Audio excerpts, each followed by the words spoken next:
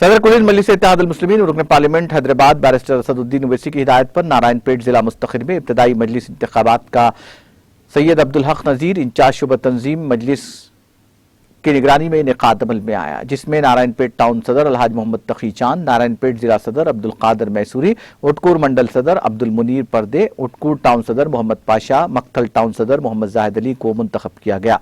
इस मौके पर जाबिर बिन सईद अल जाबरी इंचार्ज मजलिस ने मुत्तहिदा जिला महबूबनगर ने जिला नारायणपेट के तमाम नौमुंतखब सदूर को मुबारकबाद देते हुए उनकी शालपोशी और गुलपोशी करते हुए नेक ख्वाहिशात का इजहार किया। इस मौके पर मकसूद बिन जाकिर एडवोकेट मजलिस यूथ सदर महबूबनगर के अलावा मजलिसी कारकुनों की कसीर तादाद मौजूद थी।